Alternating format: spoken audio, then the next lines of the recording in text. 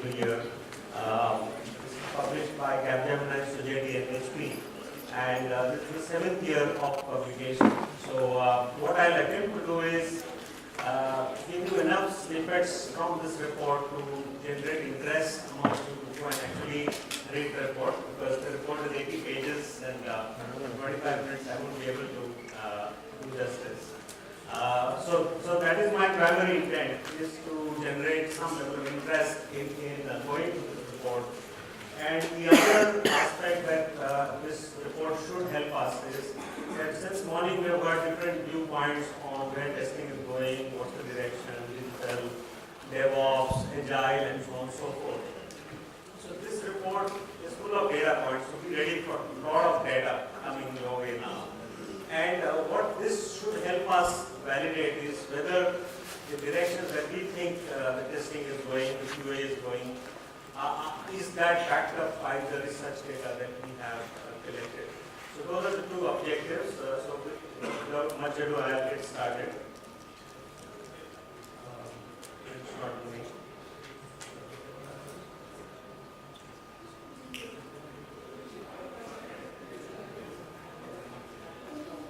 So like I said, first one or two sentences on the report and then we'll get into the meat of it.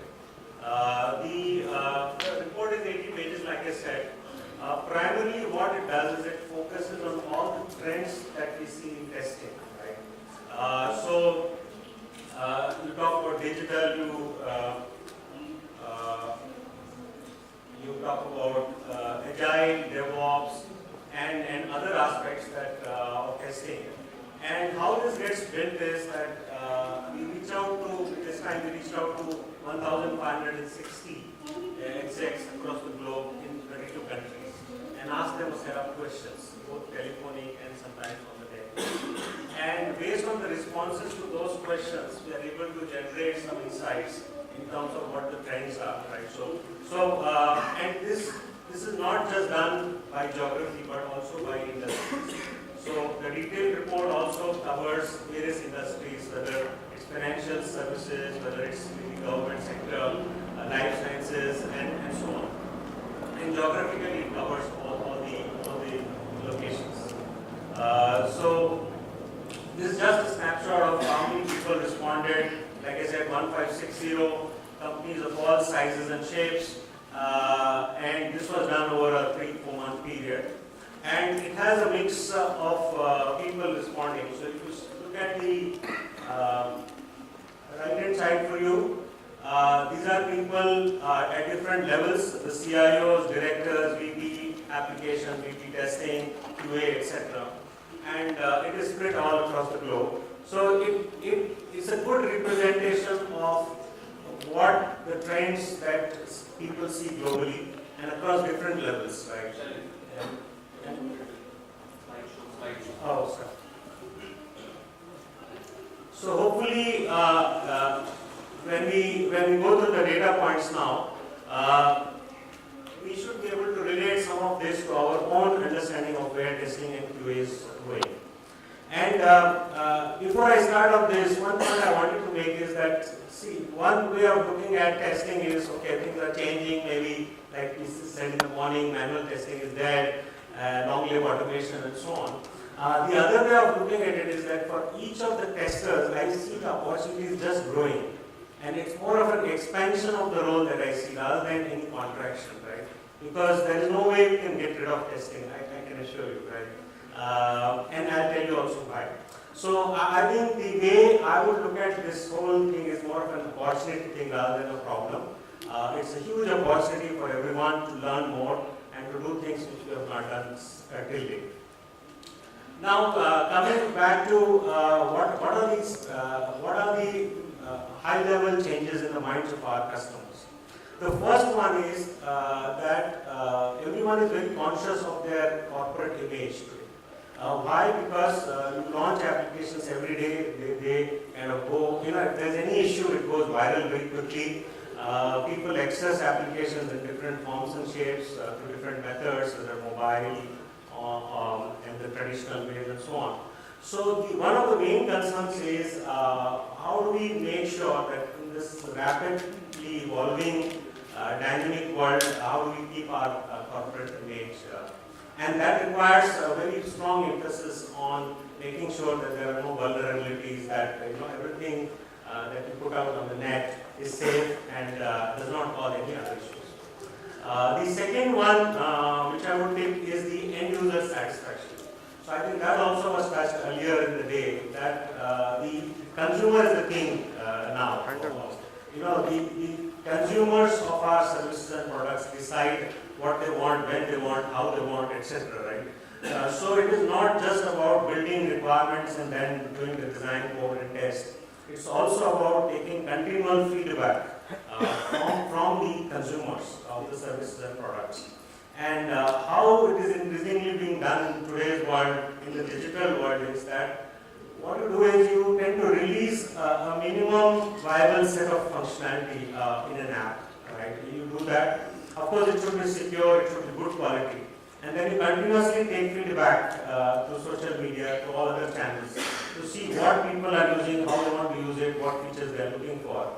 And therefore, like I said, the game is changed in that sense that two things. One, you are conscious of your product, corporate brand image, so you don't want to make mistakes which can be very costly. At the same time, you want to release functionality and then continuously take feedback from end users to further refine the tool. And this is where the whole thing comes about, how we can do multiple releases, maybe in a day itself, if not weeks, and then monthly release and all those things that become history. The other issue that came out of the report is that despite the fact that everyone talks automation almost on a daily basis, right? So some of the things have gotten into our vocabulary. People say automation, DevOps, digital, every day, right? But still, the research says that still there is a lot of reliance on manual testing. And therefore, manual testing, comes with its own drawbacks in terms of not being able to keep up pace with the rapid delivery that we want to make, right? So that is one challenge which hasn't completely gone away, although later in the presentation I'll say things are getting better with time. The other aspect is also that while speed to market is very important in today's time, but at the same time you don't have an infinite budget.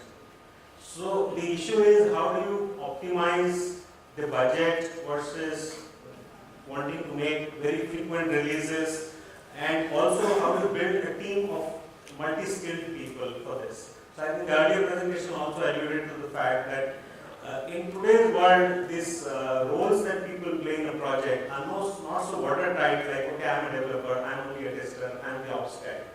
So the way I interpret the DevOps world is that everyone is getting involved throughout the life cycle. So if you're a tester, it doesn't mean that you only come after the unit testing, for example. You come in maybe even when the requirements are being designed. Right? So testers are playing a role in the life cycle. Likewise, the dev and ops are getting combined. So it's both shift left, shift right, both happening simultaneously in my view. And that's the changing world. So, like I said earlier, the opportunity for the testers is that how do you increase your skills both to be able to go shift left and shift right. That means you can contribute both to the dev part of it and to the ops part of it, and not be the bottleneck. Right? So when we hear words like continuous development, continuous integration, continuous everything, testing also has to be continuous, and it cannot be the bottleneck in the case. Right? So that is the shift that everyone is expecting.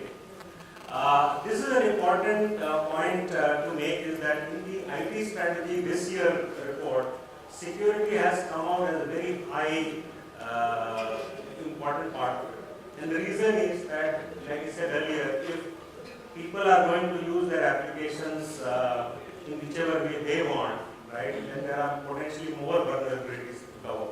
And so everyone has said that security testing is very critical going forward. Now coming to some of the topics on the digital side,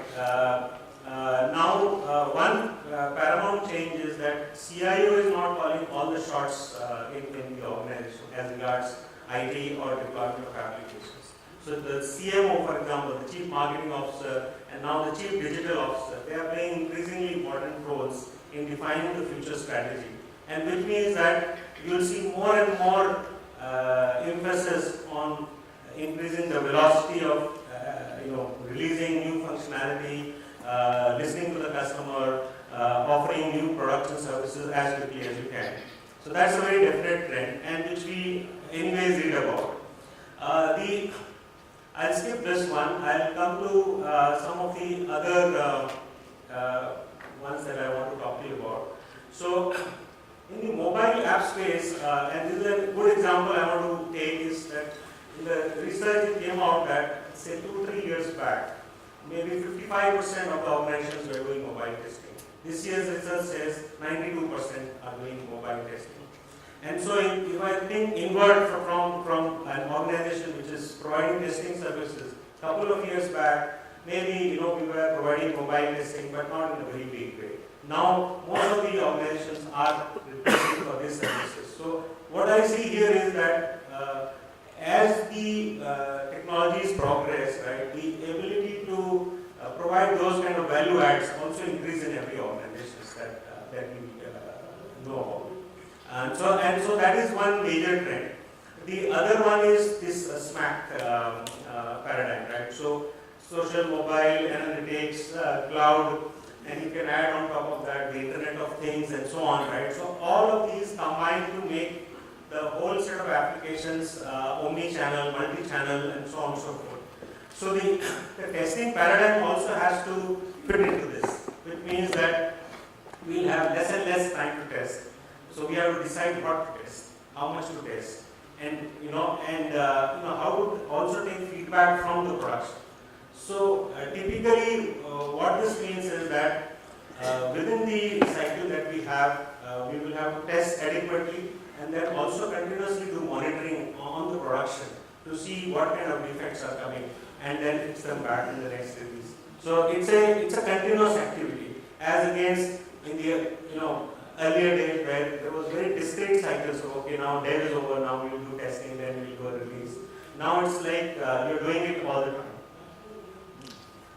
One very significant takeaway from this year's research was that testing budgets have increased, which means that companies are spending more and more money on QA testing.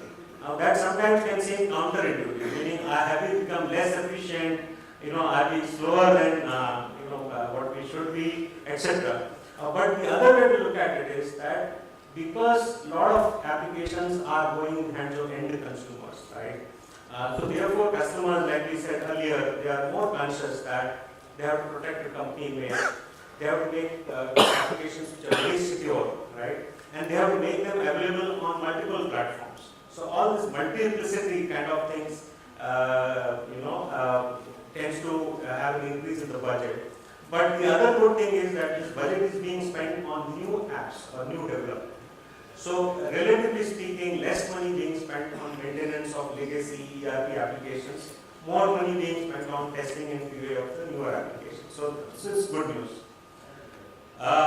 This is the digital maturity index. So as you can probably guess, more high-tech and financial services customers are moving faster into the digital space. And maybe the sectors like manufacturing, healthcare are still not exactly there, but everybody is moving upwards in the digital space.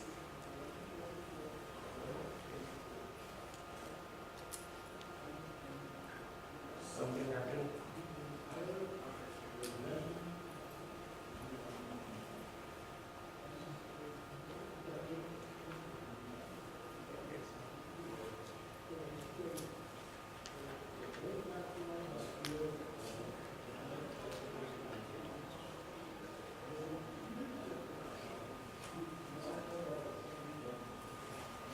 I talked about the security testing, which is the top priority. So I won't spend too much time on the details of it. But having said that, like I said, this year's research very clearly puts security testing on the top of minds of our customers. Now coming to the topic of agile, so I think again, the research says that everybody is on the agile path. Now, how far they have gone is a different, different interpretations of what agile means, how to implement it, and so on and so forth. but agile is the journey which most have embarked. So if you see this chart, there's only, I think, 2% of the whole population which says, I don't bother about agile, I don't have any approach to agile. Everyone else has some approach. We can debate on which approaches are better, which are more secure, which are more stable, more mature, but everybody is talking agile. So I think that's something which is on everybody's mind. And having said that, the fact is that also there is a paradigm of saying, okay, I moved to agile, but how do I do testing within this agile framework, right? What does it mean for testing? So I think somewhere during the day, earlier part of the day, we got different viewpoints saying that, see, testing will not go away, but how do you execute it in this continuous environment, that modus operandi of testing changes. And possibly, like I said earlier in my presentation, you have to go both shift left and shift right. That means testers have to play an increasing part of their role at the start of the project, right, rather than coming later, and also have a role in the actual deployments and so on. So it's like you are there as a tester, you are there from the day 1 or day 0 to the end of the release cycle and then back again, right? So in that sense, the role of the tester has to expand in this new world. And this again confirms the same thing. 67% of people say yes, we want to adopt DevOps. Of course, like earlier we said, DevOps means different things to different people. But fact is, everyone is on that journey, and continuous testing is an integral part of that. So the other small point that I wanted to cover was on the testing center of excellence. So historically, we've all heard that one good way for organizations is to create a TCOE, either within themselves, within their organization, or give it to a service provider and say, please run our TCOE. Okay? And all the testing gets consolidated, gets done through the TCOE. So it's like a single kind of stream organization which does all the testing and pumps things back into back to the customers. But increasingly, one trend that we see now is that instead of going for that monolith kind of model, customers are looking more for more like a hybrid model. Okay? So what that means is,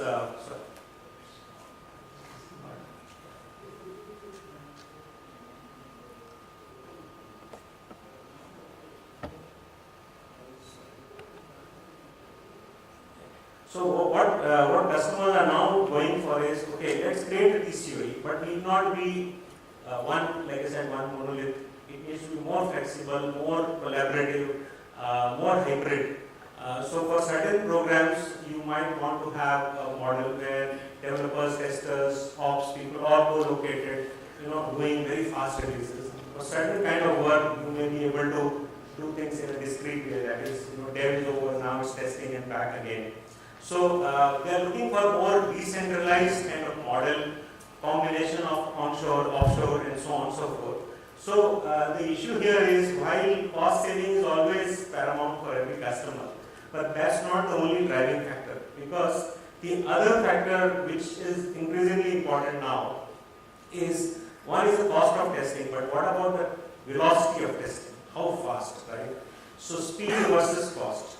And in certain programs, speed is the paramount, right? So speed versus cost, this kind of trade-off continues to happen. And that is what this decentralized TCOE model offers.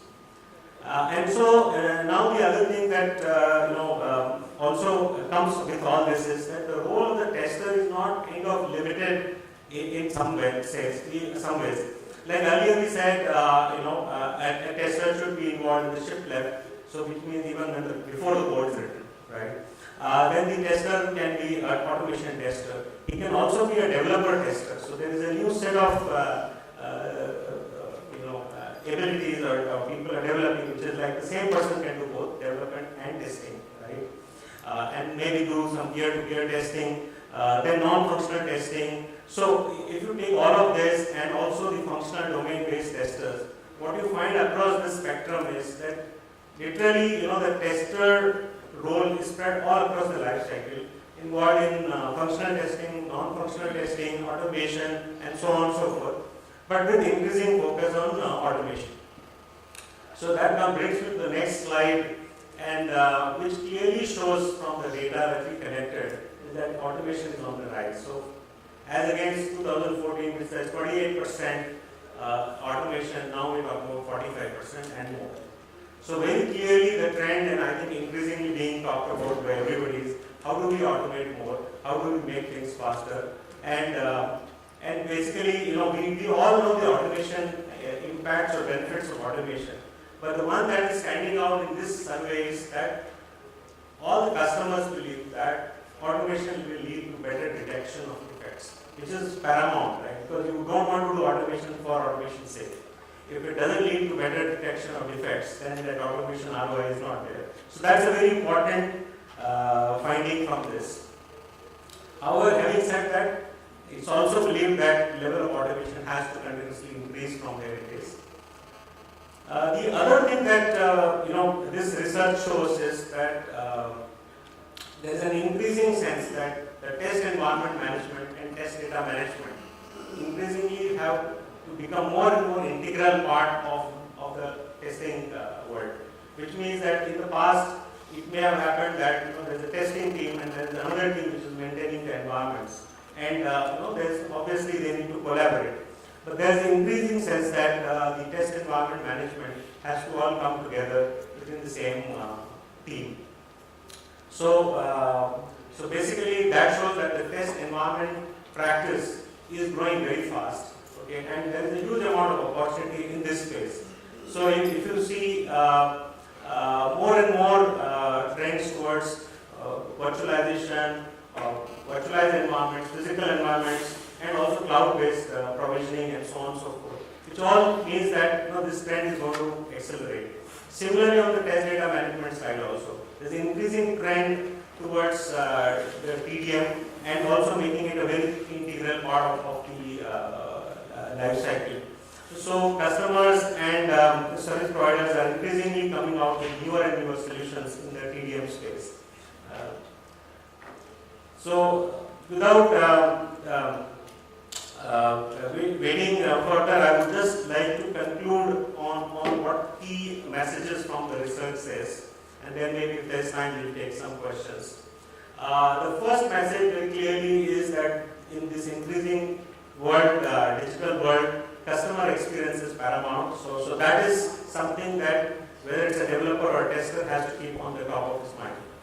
The second one is that the agile and DevOps is here to stay. So we have to change and transform our ways. Security I talked about. This point about predictive analysis is very important because, like I said, if you're going to make so many releases every week or every day if possible, then we need to continuously get feedback and then take corrective action. Test automation we talked about, virtualization and cloud platform capabilities. And then the last one, which I think is of interest to all of us, is that what does it mean for QA testing professionals? And like it says, we have to just expand. We have to expand the skill sets and we'll be there. So with that, I want to thank all of you for patient listening and with this barrage of data. But like I said, I will still urge if you can take a look at the report because it contains far more than what I've been able to say in these few minutes. With that, thanks. And do we have any time for questions? No, No. So I'm I'm here through the day. So if any one of you wants to interact with me, there are a lot of other colleagues from Capgemini here. You can talk to. Yeah. So as you step out, there's a Capgemini booth. And you can't find one, catch me. So the priest has spoken. He tells you to go refer to the Bible. Please make sure that you collect your Bible when you move on the way out. Thank you very much.